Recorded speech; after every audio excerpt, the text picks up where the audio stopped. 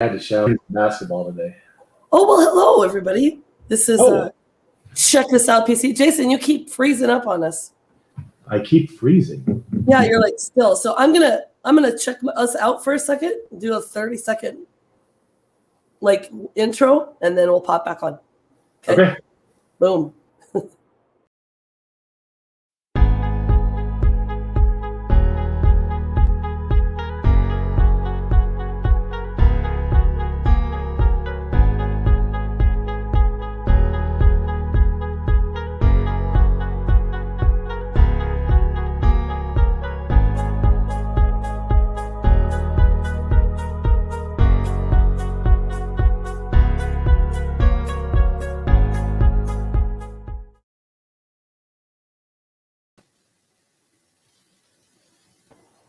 Did you see that fancy background there? That was cool. I know, right? I keep creating these new things. So I don't know if you've noticed, Jason. I did this today because sometimes when it goes live to YouTube, it's got a delay at the beginning. And that is the same intro for like all of StreamYard stuff, that 30-second thing. That's awesome.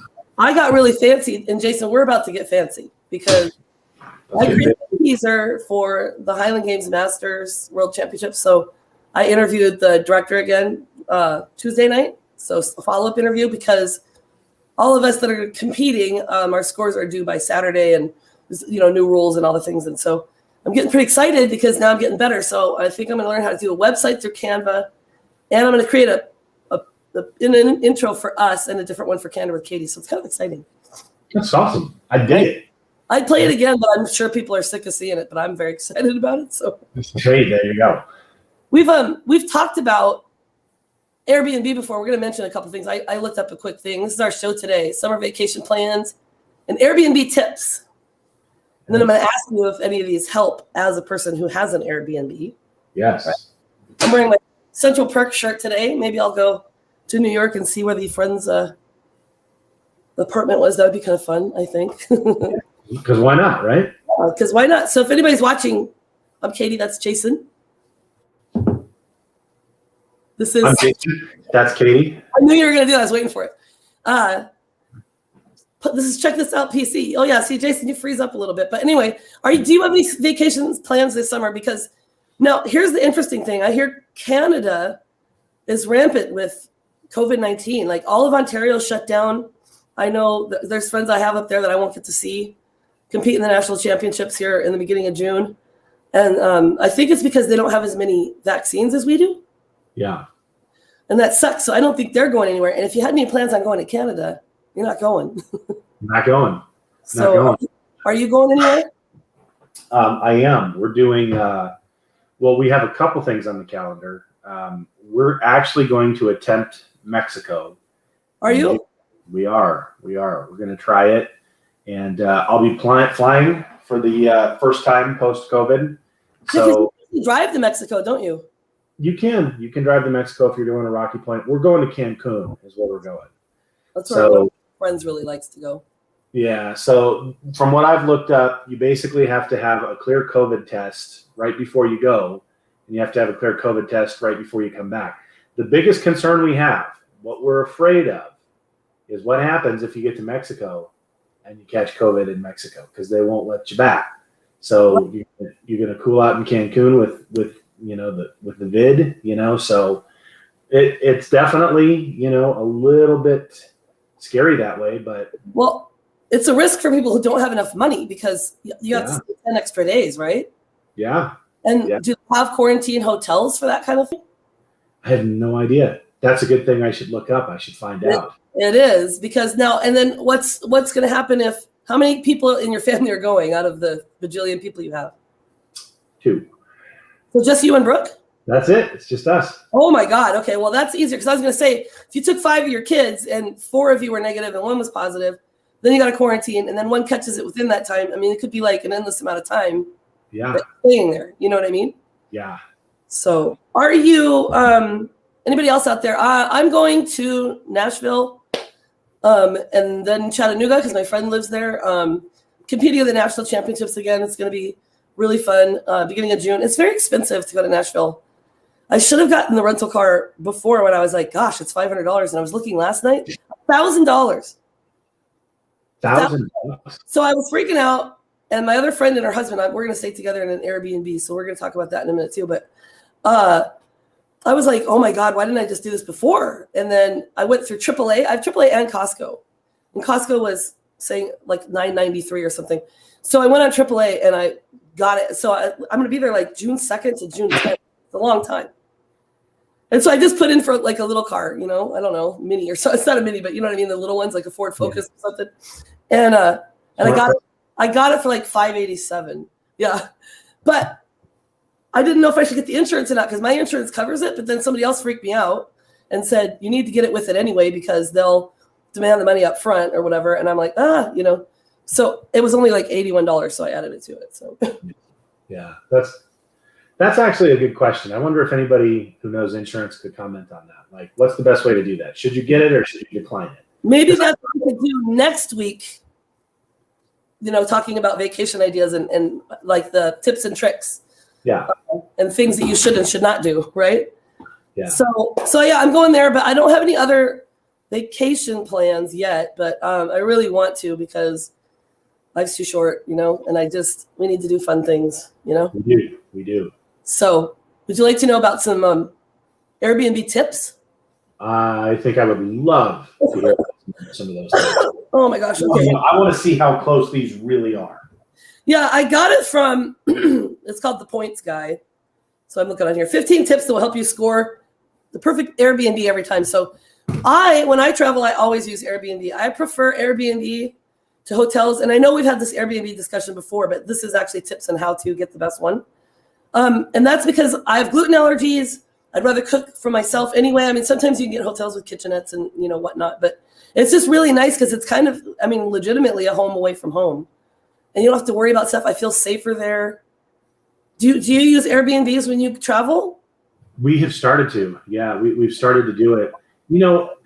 They're just, man, they are so comfortable. And a lot of these hosts that are out there have really done a good job, putting different amenities in the properties. I stayed in one up in Williams, which, gateway to the Grand Canyon, they have Arizona up there, the whole deal. Yeah. And they had this really cool, like, shuffleboard table that you could play with. They had a pool table, huge TVs, all throughout the house. And it was interesting because I was driving by Hotel Row in Williams where they have the Howard Johnson. They've got all these different things. And I couldn't help but thinking as I was going to the Airbnb, man, I'm sure glad I'm not staying there. Exactly. Isn't that interesting? We got Shelly Edney. So far, I've been unable to find rentals available where I want to go that are in the locations I want to be. I think people are making up missed vacations last year. Yeah, so you must be going to some hot spots, Shelly, because we found a pretty good one in right outside of Nashville. It's in between Nashville and this little, I forget what the place is called that we're competing, and it's like right off I-40 there. And it was only, it's my friend and her husband and me, and I think for 4 nights it's costing each of us $330. Yeah. It's got 2 rooms and stuff. You keep freezing up, Jason. Freezing up. Huh. Yeah, I can hear you, but you're like, I don't know if you have that other internet thing. Yeah. Switch it over. I'll start talking about tips and tricks on that will help you score the perfect Airbnb every time. This one seems pretty obvious. Check for cleanliness standards. Duh. Who wants to stay in an icky place, right? Yes. It says first things first. It's always a question on everyone's mind, but especially with the COVID-19 standards. So a lot of these places will have exactly what they do. I don't my jewelry on. I feel naked.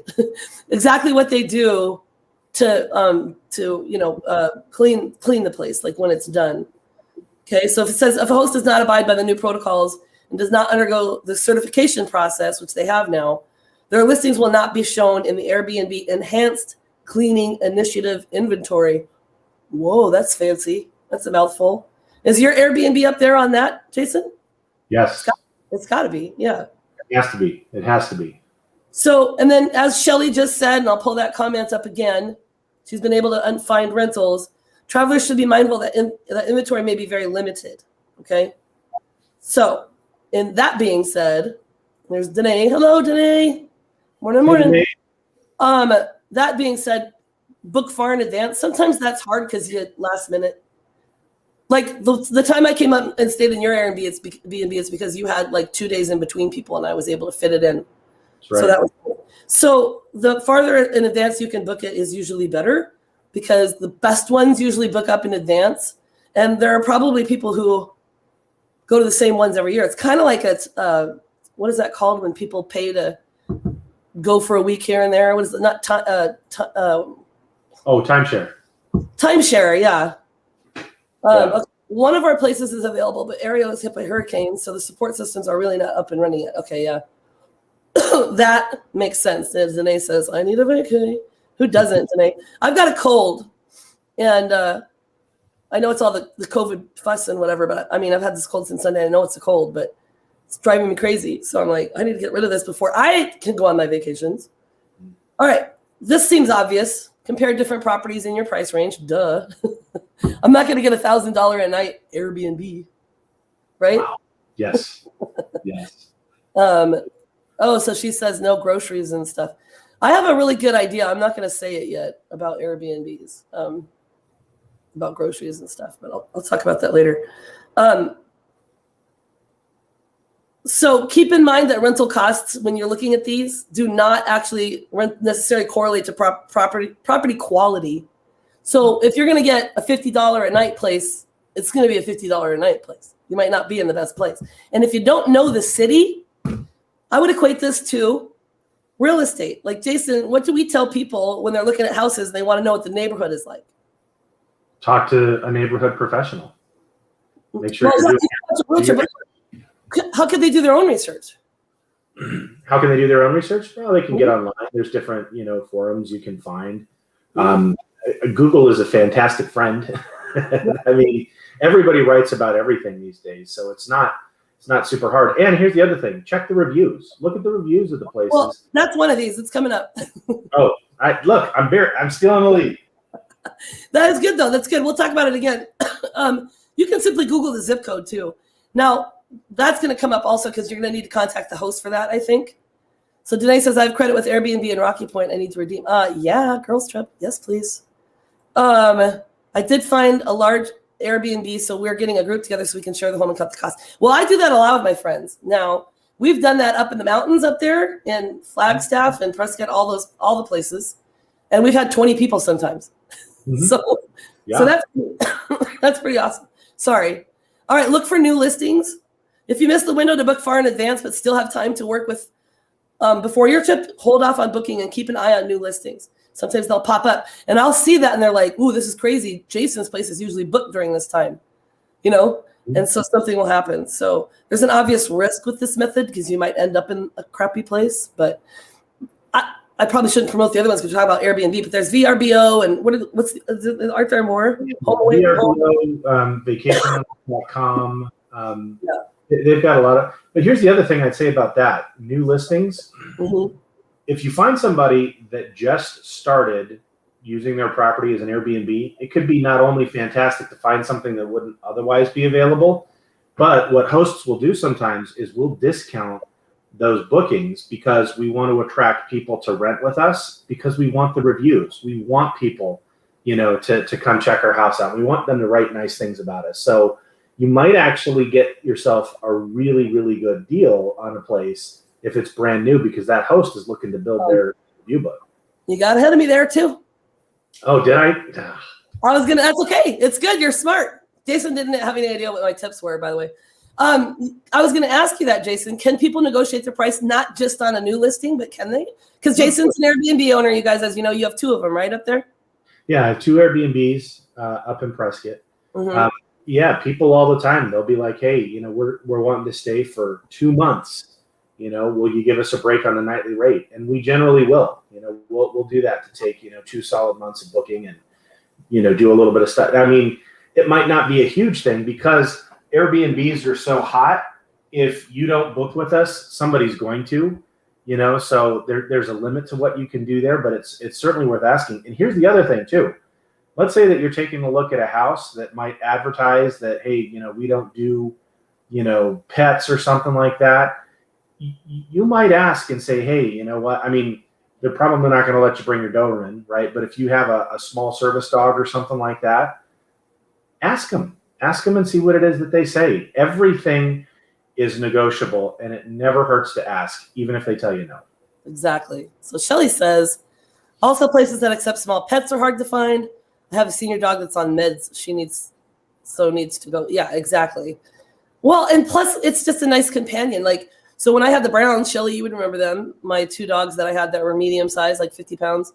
I would take them, and I took Ontario, my girl, because Ormy had passed already, and I took her to Big Bear.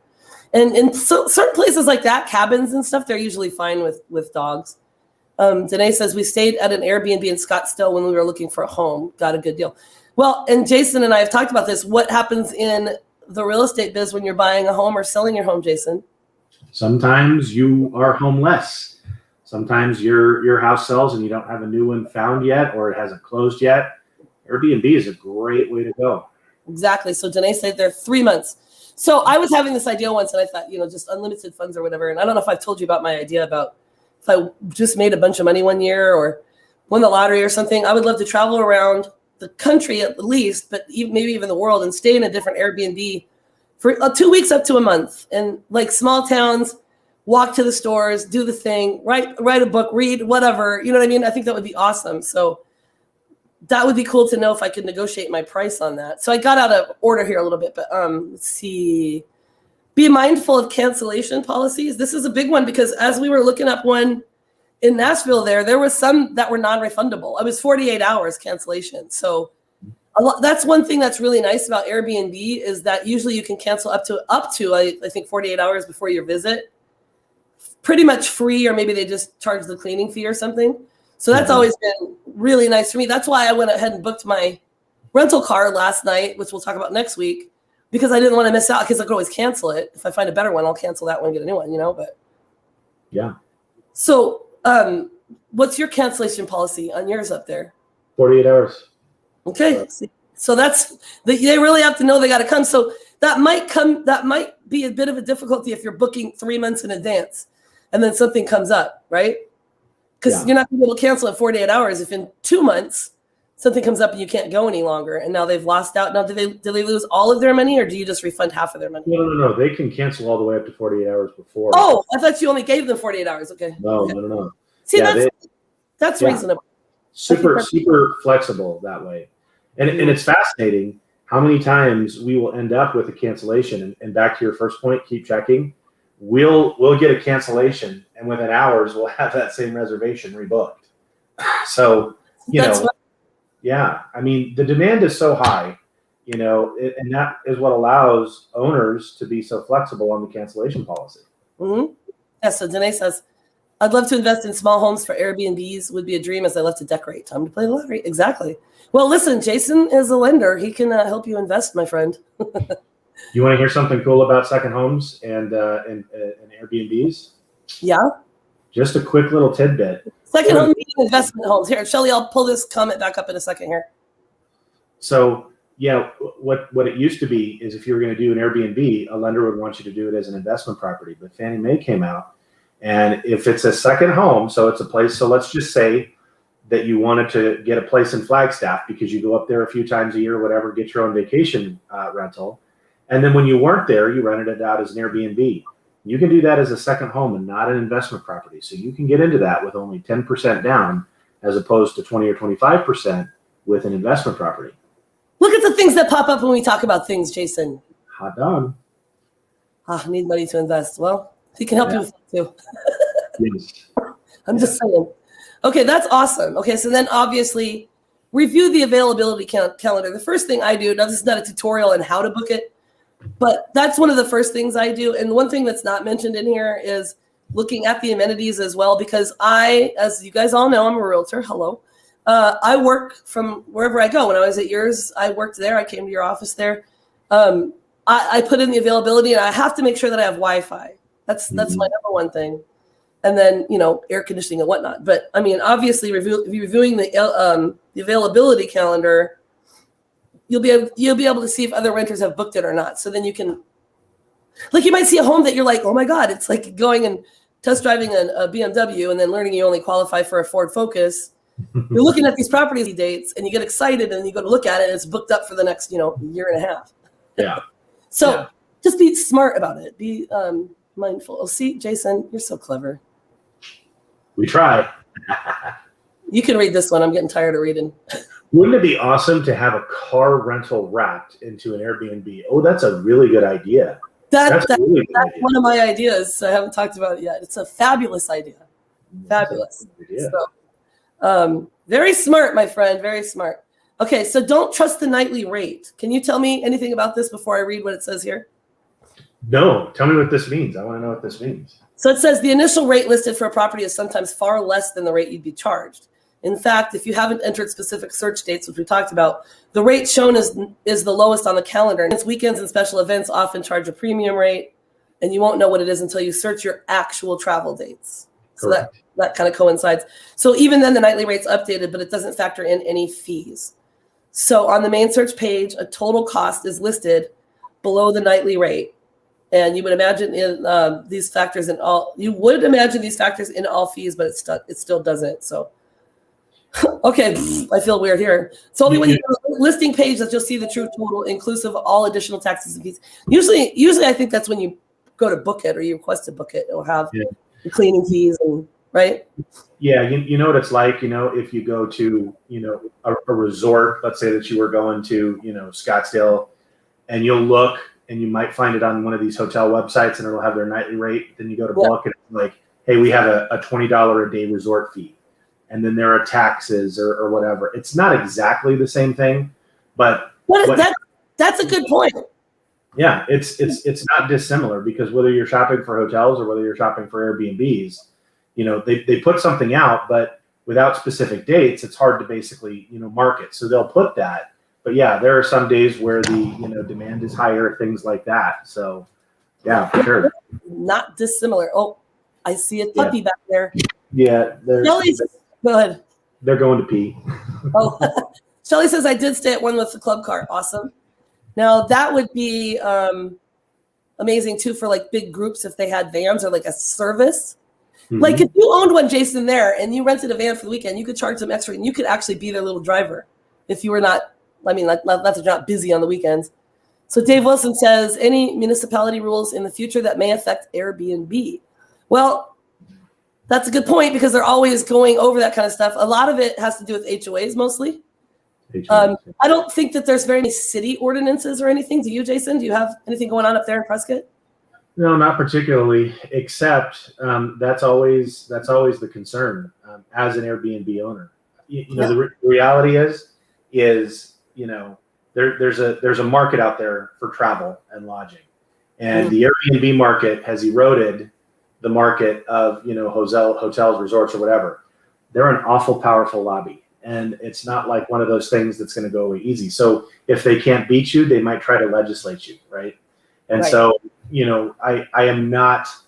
I would not be surprised at all to watch in the future legislation targeted to try to increase taxes. Or do things like that because God forbid you let people have freedom with their money and to actually make money on an investment. I mean, I'll bring Shelly's comment back up. We thought about doing this, but the HOA said no. So this is a big deal when people are buying homes as well. Right.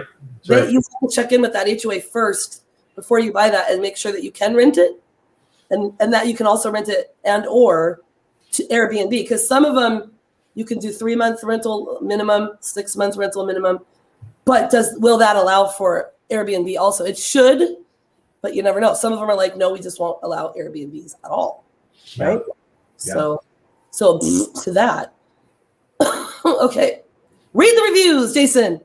Read the reviews. What about this? What do you think about this? I think that's one of the most important things. If you want to know, whether or not a property is good or whether or not, owners are responsive or whatever, read the reviews because they'll tell you a lot. They're people who have done exactly what you're doing before and their experience. And here's the thing. Sometimes it's not even necessarily just a review, to basically talk about how nice the property is. In the reviews, they'll say, hey, this was very proximate to fill in the blank. So if you're wondering what amenities are around the house, or sometimes if you want even ideas to do when you're in town, those reviews will talk about what, previous guests have done during their stays. You can get some great ideas about how to spend your vacation. when it's, as you said, if it's a new listing, you might be able to negotiate your price better.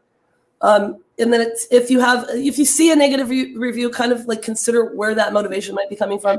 Like really actually read what they're saying. Contact the host, maybe ask them about it. You know what I mean? Because sometimes people are just all about writing negative reviews. That's all they are. Like, oh my God, I had one less crouton in my salad, so now this place sucks, and it's the worst place in the world. You know? Yeah. So Shelley says, R said no rentals and no Airbnb. So yeah, so that's a big deal. Man, I didn't realize this was going to be, okay. Message hosts before you book. How does that help you, Jason, as a gives us an opportunity to communicate with you. You know, we can tell you, you know, about the area. We can answer whatever questions that you have. Here's the thing about Airbnbs. What we are, hosts and owners, we're people. We're not corporations. Oh, you are? We're not hotel. Yeah, we're just regular people. Yeah. And we want people to enjoy our homes. We want people to enjoy their vacation. We want them to have a really good time. So, you know, so some people who have stayed in our homes, we've struck up conversations and, you know, pointed them to some really cool things because there was that dialogue prior to them booking. They had certain plans to do stuff. And then because of that dialogue, felt comfortable to say, well, hey, what might you recommend? And it's like, hey, you can't miss this restaurant in town. It's the best that there is. Make sure you check it out. Oh, hey, what a great recommendation, you know? And another thing is, too, that you can ask for specific things that they may not have in the list. Like, do you have, what are the things called? Not cribs, but like the portable cribs, like babies? Yeah, a rollaway, a crib, a pack and play. Pack and play. Like, do you have a pack and play? You know, that, you know, no, but I could get that for you kind of thing. And then that might give that owner an idea, like that should be something that I could have available for people, you know? And then also messaging them, you get to know them a little bit better. That's how I decided to stay with that couple in Pleasanton for my first Pleasanton visit. And now we're friends and I stay there. They don't even do Airbnb anymore. And I just go stay with them. Like, I'm like Auntie Katie now, and it's really cool to the kids. So, I know. Don't sweat picture quality. It's not the same as real estate. You do want to stop the scroll, but just because the pictures are crappy doesn't mean that it's a crappy place to stay. I'll go a little bit more quickly through this. Map your stay.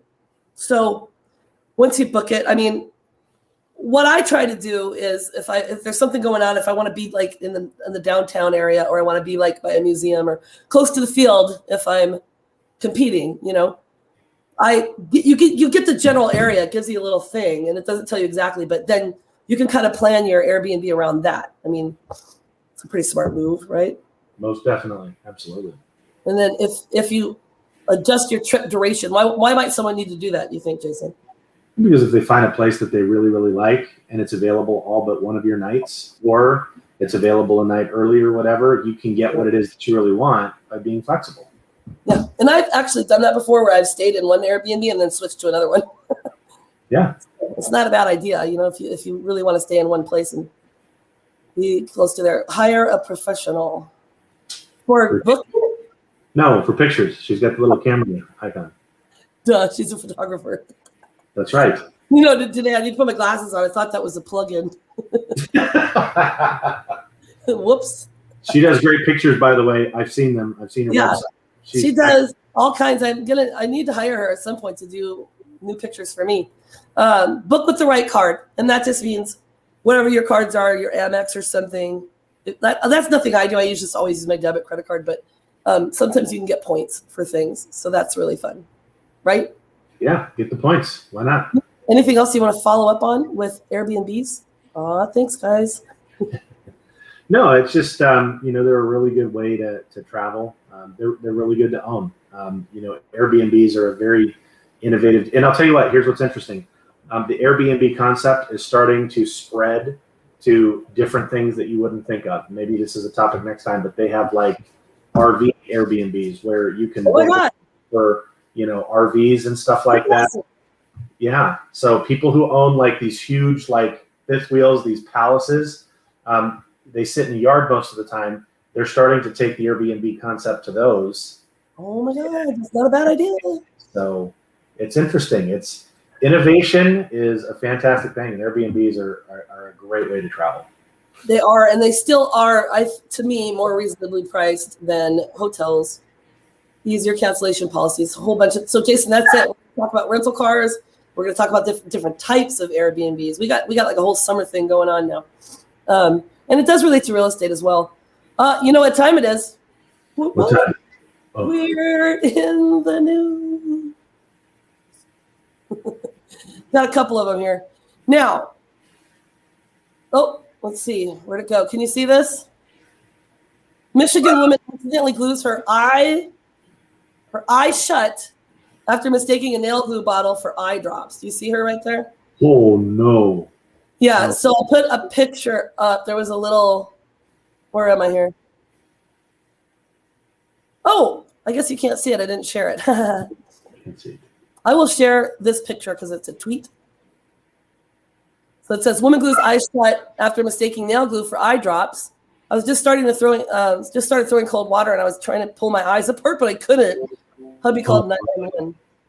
Can you imagine? So what happened there was, it was the middle of the night, and she accidentally used adhesive meant to repair broken fingernails instead of lubricating eye drops. It was late at night. She woke up in the middle of the night, her eyes and dry eyes, and she wanted to take her contacts out.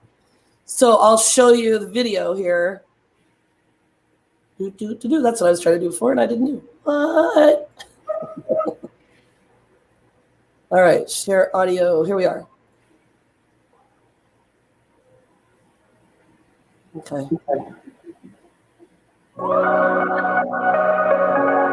Can you see this? Yes. Okay. Skip ad. Now to an excruciating middle-of-the-night mistake that nearly cost a Metro Detroit woman her vision. Yeah, she used what she thought was eye drops, but it turned out to be nail glue instead. Some actions for Kimberly Craig learned what doctors say may have saved her sight. As you can imagine, this was frightening for Ysidra Williams. She woke up in the middle of the night and grabbed what she thought were her eye drops, but it was actually glue. I was like, oh my goodness. And it dropped in my eye, and I tried to wipe it away, and it sealed my eye shut. The dangerous mishap happened around 1 o'clock in the morning. Ysidra Williams and her husband Derek had been fast asleep when she woke up and wanted to take her contacts out, but her eyes were dry. So she grabbed her purse where this small green bottle of eye drops was, and so was this small white bottle of nail glue that she kept hand. Okay, so it's obviously really dangerous, right? Golly. Something in the middle of the night. Yeah, I mean, I just wasn't going to go all the way with it. And then it's relative to this lady. Did you hear about this lady who put Gorilla Glue on her hair? We talked about this on another podcast. Oh, yes. Where is wood, metal, fabric, and foam? I can't. Okay, here we go. Sorry. The woman who went viral for using Gorilla Glue in place of hairspray is recovering from surgery to remove the adhesive from her scalp. Jessica Brown's manager told Entertainment Tonight that Los Angeles plastic surgeon Dr. Michael Obeng was able to successfully remove all of the glue, and the Brown is currently resting and healing from the ordeal. The Louisiana woman first shared her situation on TikTok, telling the camera that she had applied heavy-duty Gorilla Glue spray adhesive to her hair after she ran out of her go-to hairspray. Bad idea. Yo, look, my hair. I mean, I'm going to stop it there. Her hair was like that for like a month. She did that on purpose. Yeah, she used Gorilla Glue not thinking. But I mean, like, that's the thing is like either accidentally or purposefully, you need to be really careful with the stuff that you use on your body. Like in the middle of the night, I get it. Like that could be a really common mistake. I use allergy eye drops all the time. And I don't have little glue things, but that's terrifying. The only thing that saved that lady was that she had contacts. And then the doctor says if something happens to you when you get something in your eyes, you immediately flush that with cold water. So crazy, right? That is way crazy. And we have one more. Do you know what this place is, Jason? Let me check to see if you know your history. Can you see that? That looks like the Swiss Alps somewhere, or maybe it's Germany. You're kind of close. It is Romania. Now, does that give you a clue on whose place that is? No, whose place is that? Dracula. Vlad the Impaler, the supposed Dracula guy. You can now. Dracula's castle is a bloody good place to get a COVID-19 shot. Oh, because why not? Yeah, so it has Transylvania Romanian doctors are offering a jab in the arm rather than a stake through the heart. So every weekend through May, vaccination marathons will be held just outside the storied 14th century Hilltop Castle. Isn't that beautiful, though? That is. That's really cool. We wanted to show people a different way to get the vaccine needle. and the blah, blah, blah. These brave enough to get the Pfizer vaccine shot will also be able to have entry to tour the 52 medieval torture instruments and their torture rooms. Wow. Hey, Yeah, so it's just a fun get way. vaccinated, see how we torture people. Do you know about him? You know, like Vlad the Impaler? Not as much as you, I'm sure. I know. I'm so interested in this weird stuff. You know, like, even like Frankenstein's not real, but he tortured thousands while he ate and drank among the corpses. He impaled every person in the city of Amlis, 20,000 men, women, and children. Vlad often ordered people to be skinned, boiled, decapitated, blinded, strangled, hanged, burned, roasted, hacked, nailed, buried alive, stabbed, you name it. And supposedly, he invented a human-sized frying pan, like a cast iron frying pan, and he would fry people alive just to watch them. That is awful. So would you go there to get your COVID shot, Jason? No. No. Well, I would like to see the place, though, really. Yeah. Pass. Yeah. I'm with Danae. Hard pass. Beautiful castle, though. 14th century. I mean, just to see something that old and still standing would be remarkable in my head, you know? Yeah, that's true. But, That's true. hey, this is one of our longer ones. Weird, because, I guess we like to talk. We do. Do you know what time it is, Idiot. I love your socks. Jason? Your socks are the best. I mean, there's really no matching them. I love your socks. And we love your socks too, everybody. We will see you next week. Next week. Obviously, we're on Thursdays now, and sometimes it'll be 8:15, and sometimes it'll be 9:15. So we're just going to keep you on your toes. That's right. You got to pay attention. See you, everybody. See you guys.